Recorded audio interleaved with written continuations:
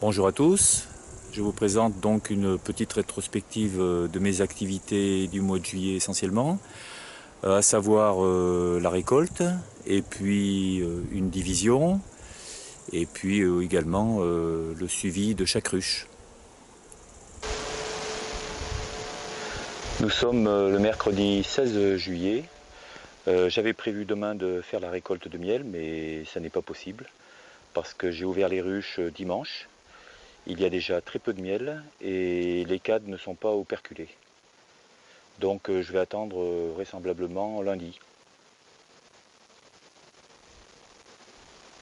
Vous remarquez qu'il y a très peu d'activité dans la ruche numéro 2.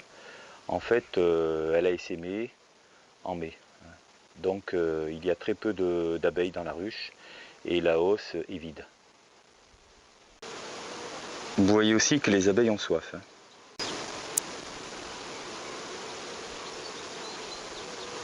En ce moment, elles butinent la bourrache.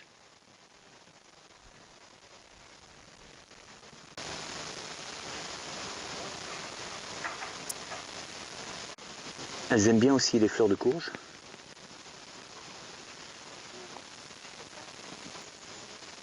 Également les fleurs de courgette.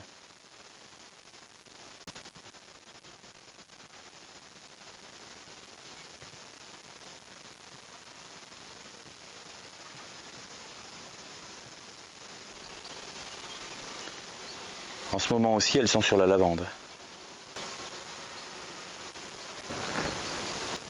Bonjour, nous sommes le 22 juillet. Donc je vais faire la récolte de miel de l'année 2019. Donc j'ai mis des chasses-abeilles hier soir. Donc, pour tout ce qui concerne le chasse-abeilles, vous pouvez vous reporter sur ma vidéo de juillet 2018 où j'avais donné pas mal d'explications. À la différence de l'an dernier, c'est que j'ai rajouté une hausse vide entre le chasse-abeilles et le corps de la ruche.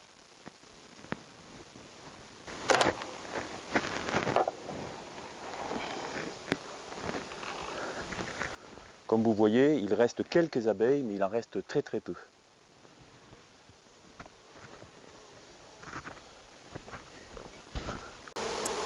Bon, la récolte là pour les 3 ruches est assez minable. Donc celle qui a le plus de miel, c'est la 4e ruche. On voit un petit peu de miel operculé.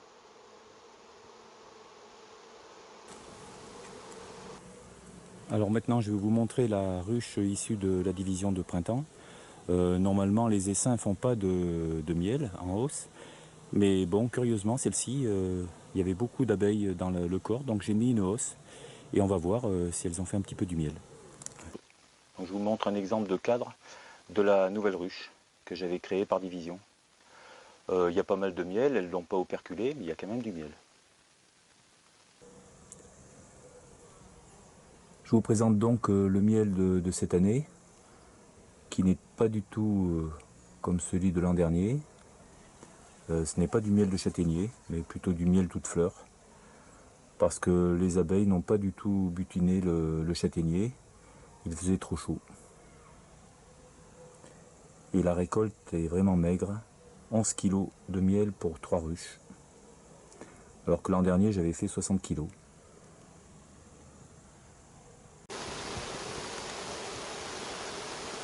Maintenant, mon deuxième travail de cette matinée va être d'abord d'ouvrir la ruche numéro 2 pour voir un petit peu où on en est.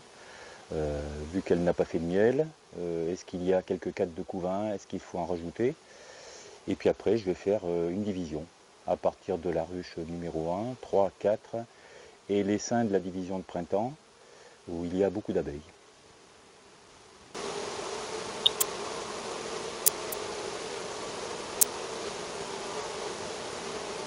Donc le bilan de cette ruche, c'est qu'il y a très très peu de couvain, donc il faut que je rajoute du couvain. Voilà, donc j'ai rajouté 2 cadres de couvain sur la ruche numéro 2. On voit qu'il y a un petit peu plus d'activité maintenant. Et je vous présente là maintenant la nouvelle division que je viens de faire. À partir de la ruche 1, 3 et 4.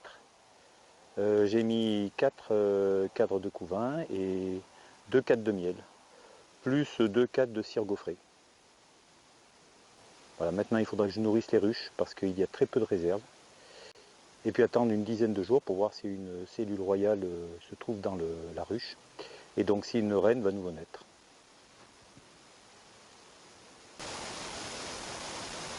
Voilà donc les 3 nouvelles divisions de cette année.